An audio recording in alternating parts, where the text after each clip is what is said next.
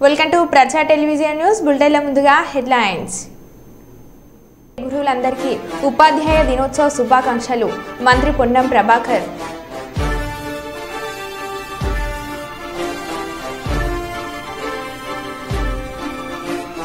అమరావతిలో అర్ధరాత్రి భారీ వర్షం, ఉధృతంగా వీస్తున్న గాలి.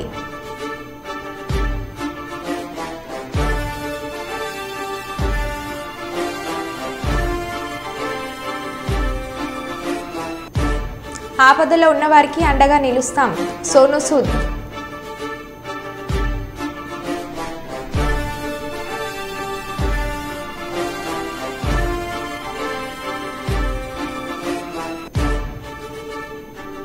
ఉపాధ్యాయుల దినోత్సవ వేడుకలో పాల్గొన్న పాణ్యం ఎమ్మెల్యే గోడ్చేడతారెడ్డి.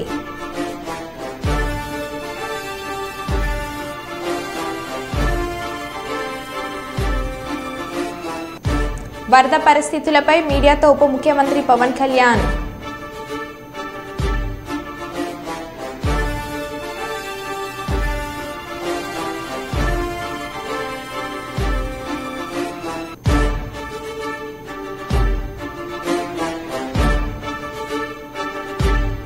మెదక్ కలెక్టరేట్లో రాష్ట్ర వైద్య ఆరోగ్య శాఖ మంత్రి దామోదర్ రాజనరసింహ ప్రాతినిధ్య సమావేశంలో పాల్గొన్న ఎమ్మెల్యేలు.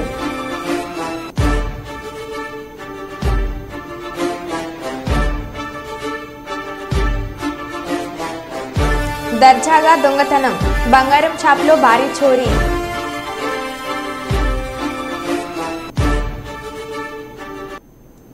ఇక వివరాల్లోకి వెళ్తే, రైతులపై కాకినాడ జిల్లా కలెక్టర్తో టెలికాన్ఫరెన్స్ లో మాట్లాడిన deputy CM Pawan Kalyan. Flood situation చెప్పండి అండి. ఇప్పుడే మాట్లాడుతూ ఉంటే నాకు ఇది మన గోదావరి ఆన్ రైజ్ అని చెప్పారు. మొత్తం ఈ పోలవరం ఎక్స్ట్రా ఇవన్నీ వచ్చేస్తాయి అనేది. సార్ ఇప్పుడు మన ఏలేరు రిజర్వాయర్ మొత్తం 24 TMC సార్ దాని కెపాసిటీ 24. దాంట్లో 20.2 దగ్గర ఉన్నాం సార్. ఇప్పుడు 20.2 లెవెల్లో ఉన్నప్పుడు అంటే మనం అంటే నా inflows also are at 5000 cusecs sir. నా 5000 క్యూసెక్స్ ఇన్ఫ్లోస్ వస్తున్నాయి కాబట్టి వర్ ప్లానింగ్ కొంత రిలీజెస్ ఇప్పుడు స్టార్ట్ చేస్తే అట్లీస్ట్ ఒక 500 to 1000 వరకు రిలీజెస్ స్టార్ట్ చేస్తాయి సార్. కొంత పెద్దాపురం వైపు వెళ్తాయి, కొంత పిఠాపురం వైపు వస్తాయి sir. So we are just planning that execution sir. We are think at around 3 o'clock టైంకి ఒక 1000 క్యూసెక్స్ వరకు రిలీజ్ చేయగలిగి కొంత పెద్దాపురం వైపు కొంత పిఠాపురం వైపు డైవర్ట్ చేస్తే at least people will be aware and they will be కొంచెం ప్రిపేర్ అవుతాం సార్. అంటే మధ్యలో ఎక్కడైనా బ్రీచెస్ ఏమైనా ఉన్నా తెలుస్తుంది సార్. సో నేను కూడా ఇప్పుడు పిఠాపురం వైపు వెళ్తున్నాను సార్. సో వీళ్ళు personally visit those impact villages అని వెళ్తాం సార్. ఫార్మర్స్ రైతాంగాన్ని చెప్పారా? ఇప్పుడు ఆల్రెడీ ఇంటిమేట్ చేసాం సార్. మార్నింగ్ నుంచి అదే పని మీద ఉన్నాం సార్. మొత్తం కంప్లీట్ విఆర్ఓస్ కి తర్వాత irrigation department is on the same job sir. నేను కూడా అందుకే 3 o'clock వరకు మనం ఏం రిలీజ్ చేయం సార్. మనం ఒకవేళ ఏరియాలో రిలీజ్ చేసినా కూడా it'll take 1.5 day to reach మన Pithapuram or Gollaprolu sir. Main అంటే లాస్ట్ టైం విజిట్ లో కూడా గొల్లప్రోల్ ఈబీసీ కాలనీ ఒకటి, మన Surampeta railway station colony sir. అవును sir. Yes sir. Seethanagaram, Lakshmanapuram, Mallavaram, ఏ విజయనగరం ఒకటి, ఏ మల్లవరం, వాళ్ళకి ఆ గ్రామాలు కొంచెం అలర్ట్ చేయండి కొంచెం. Yes sir I'm going there sir. అక్కడికి వెళ్తాం సార్ రైల్వే ట్రాక్ దగ్గరికి. What I want to do is sir అక్కడ ఒకవేళ ఎవాక్యుయేట్ చేస్తే ఎక్కడ పెడదాం అనేది కూడా చూసుకొని వచ్చేస్తాం సార్. అలాగే ఫుడ్ ప్యాకెట్స్ అడిషనల్ గానీ కావాలా మీకు? ఆల్రెడీ దానికైనా ప్రిపరేషన్ కావాలా? ఎట్లా? ఇప్పుడు ఇంకా మనకి ఆ స్టేజ్ అవసరం లేదు సార్. అవసరం అయినా కూడా మనకి లక్కీ ఏంటంటే సార్ కాకినాడ ఇస్ మనకి ఇబ్బంది ఉండదు సార్. కాకినాడ టౌన్ వరకు అంటే ఎనఫ్ సప్లైస్ ఉంటాయా? Enough supplies sir. నేను ఇన్ఫాక్ట్ మన విజయవాడ కూడా మనం ఆల్మోస్ట్ 1 lakh ప్యాకెట్స్ పంపించాం సార్ మన జిల్లా. సార్ మెడికేషన్ ఆల్సో మన దగ్గర all required stock is available. నేను ఆల్రెడీ వెరిఫై చేసుకున్నాం సార్. నేను ఎంటైర్ అదర్ మున్సిపాలిటీస్ నుంచి ఆఫీసర్స్ ని ఒకవేళ మున్సిపాలిటీస్ లో తర్వాత డాక్టర్స్ అందరినీ నేను డెప్యూట్ చేసుకుంటాను sir. In case if it comes to that. Thank you to ensure that no human loss is there. Right sir. Good day sir. Thank you sir. Kurnool జిల్లా ప్రజా పరిషత్ స్థాయి సంఘం సమావేశంలో పాల్గొన్న పాణ్యం ఎమ్మెల్యే గౌడ్చేడతారెడ్డి. కార్యక్రమంలో Zilla Parishad chairman Errabothula Papireddy, ZP CEO Nasarareddy మరియు జెడ్పీటీసీలు, సంబంధిత ప్రభుత్వ అధికారులు తదితరులు పాల్గొన్నారు.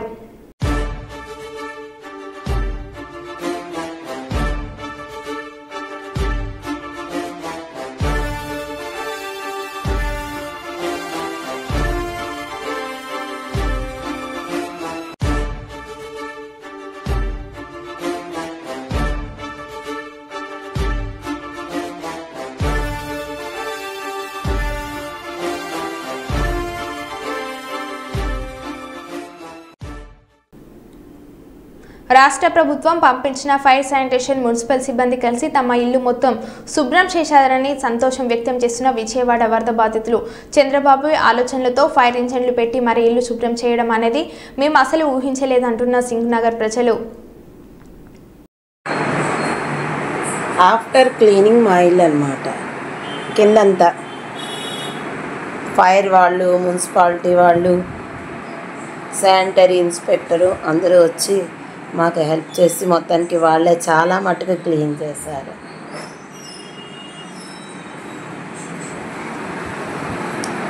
ఇందాక ఎంత లెవెల్లో ఉందో పాపం, అసలు మేము ఎలా చేసుకోవాలా దేవుడా అనుకున్నాం.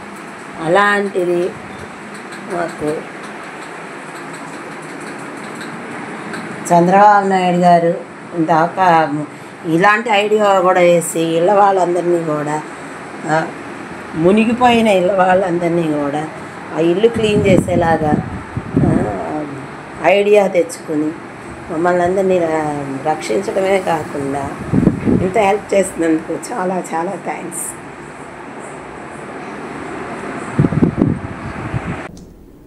మాతృదేవోభవ, పితృదేవోభవ, ఆచార్య దేవోభవ గురు పూజోత్సవ దినోత్సవ శుభాకాంక్షలని మంత్రి పుట్టిన ప్రభాకర్ తెలిపారు. ఈ దేశ ఆస్తిని, తెలంగాణ రాష్ట్ర ఆస్తి భవిష్యత్తును తీర్చిదిద్దే గురుతర బాధ్యత గల వృత్తి మీది మీ అందరికీ విజ్ఞప్తి చేస్తున్న తెలంగాణలో విద్యను అందించే గురువులు అందరూ భవిష్యత్తులో తెలంగాణను దేశంలోని అగ్రగామిగా నిలబడే విధంగా శ్రమించాలని ఉపాధ్యాయుల దినోత్సవం సందర్భంగా మీ అందరికీ ప్రత్యేక శుభాకాంక్షలని అన్నారు. మీరంటే అపారమైన గౌరవం తల్లిదండ్రులకు ఉంది. గౌరవప్రదమైన వృత్తిలో ఉన్న మీ అందరికీ గురు పూజోత్సవ శుభాకాంక్షలు తెలుపుతున్నానని అన్నారు. విజ్ఞప్తి చేస్తున్నా, తెలంగాణలో విద్యను అందించే గురువులందరూ భవిష్యత్తులో తెలంగాణ దేశంలో అగ్రగామిగా నిలబడే విధంగా శ్రమించాలని ఈ గురు పూజోత్సవ దినోత్సవం సందర్భంగా మీ అందరికీ నేను ప్రత్యేక శుభాకాంక్షలు. మీరంటే అపారమైన గౌరవం తల్లిదండ్రులతో, మీరంటే ఒక గౌరవప్రదమైన వృత్తిలో కొనసాగుతున్న మీ అందరికీ ఈ గురు పూజోత్సవ దినోత్సవ సందర్భంగా నా శుభాకాంక్షలు తెలియజేస్తూ మీ పొన్నం ప్రభాకర్. శ్రీశైలం గేట్లు మూసివేత. ఎగువ నుంచి వస్తున్న వరద తగ్గుముఖం పట్టడంతో శ్రీశైలం డ్యామ్ క్లస్ట్ గేట్లను అధికారులు మూసివేశారు. 2 ఏళ్ల తర్వాత ఏడాది జూలై 29న శ్రీశైలం డ్యామ్ క్లస్ట్ గేట్లను ఎత్తివేసిన అధికారులు ఆగస్టు 12న క్లోజ్ చేశారు. మళ్లీ 28న ఎత్తి నేడు మూసివేశారు. ప్రస్తుతం జలాశయంలో నీటి మొత్తం 883.70 అడుగులు ఉండగా ఇంట్లో 1,43,119 క్యూసెక్కులుగా ఉంది. విద్యుత్ ఉత్పత్తి కోసం నీటిని విడుదల చేస్తున్నారు.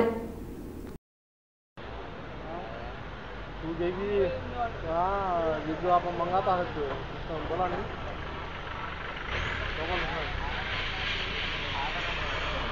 हमें हाँ कहाँ खाती बोले हमारे कौन लेकर देते हमारे कौन लेकर देते हाँ जी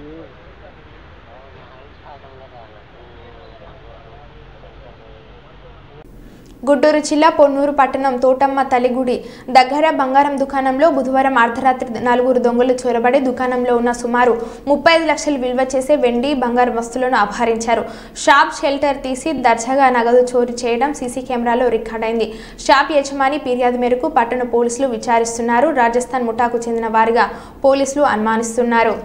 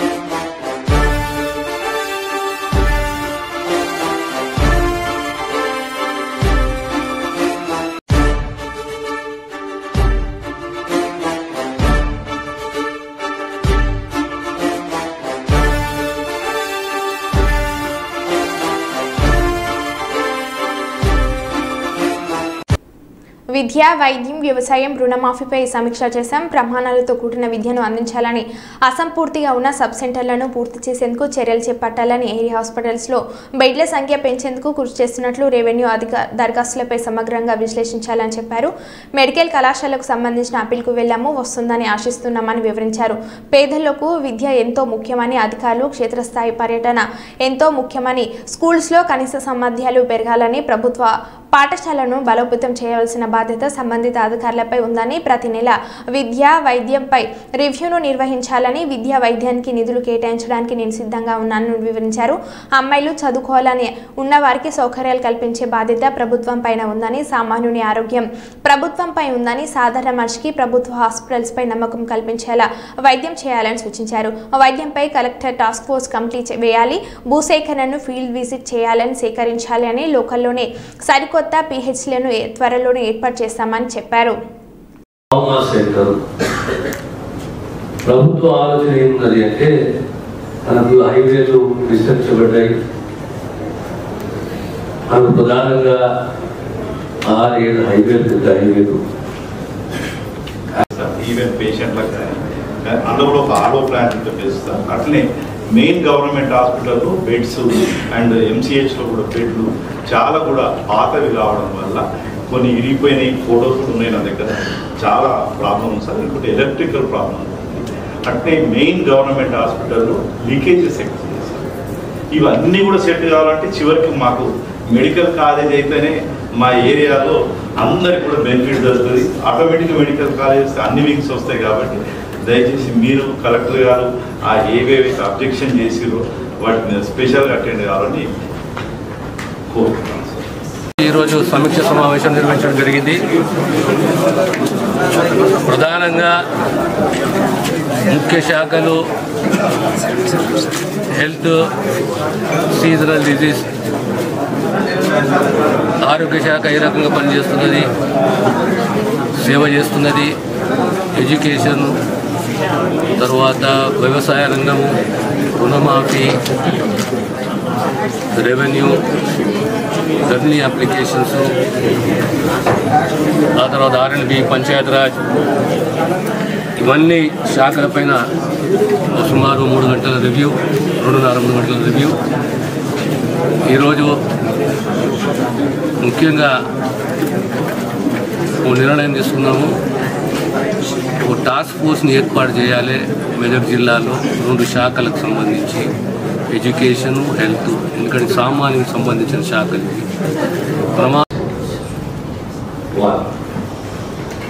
secondly as far as seasonal diseases are concerned,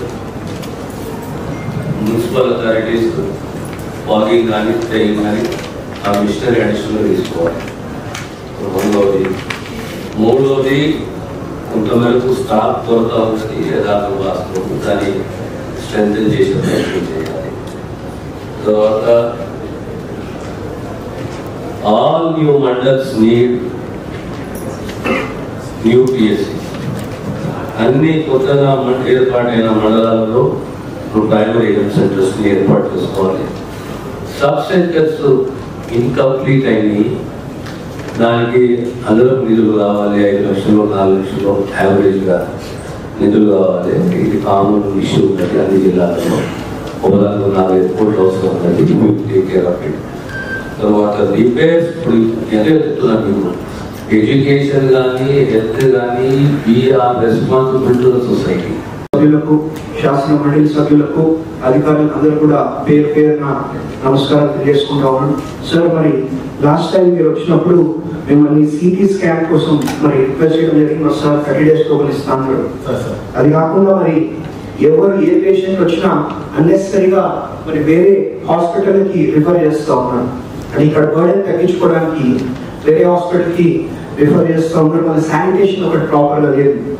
అదొకటి మన హాస్పిటల్ రెక్టిఫై చేశాను సార్. నేను ఈ 1 monthలో చేశాను సార్. ఇంకా ప్రయత్నం చేస్తాను సార్. అది మస్కిటోస్ ప్రాబ్లం ఒకటి బాగా ఎక్కువైపోయింది సార్. ఏంటంటే చికెన్ గునియా, మలేరియా అంటే వేరే డిస్ట్రిక్ట్స్కి కంపేర్ చేసినప్పుడు తక్కువ ఉండొచ్చు, కానీ ఇక్కడ కూడా బాగా అయింది. మరి దాన్ని కూడా ఎట్లా చర్యలు తీసుకోవడం, మరి తక్షణమే దాన్ని కూడా చర్యలు తీసుకోవాలని కోరుతా ఉన్నాం సార్. అమరావతిలో అర్ధరాత్రి భారీ వర్షం ఉధృతంగా గాలి వీస్తుంది. నిద్రాహారాలు సైతం మాని బుడమనేరు గుడ్ల పూడిక పనుల్లో జలవనరుల శాఖ మంత్రి నిమ్మల నిమగ్నమయ్యారు. పనులు ఎక్కడికక్కడ ఆటంకం కలగకుండా అర్ధరాత్రి 1 గంట నుంచి తెల్లవారుజాము వరకు జోరుగా వానలోనే తడుస్తూ దగ్గరుండి పనులను పర్యవేక్షిస్తున్నారు.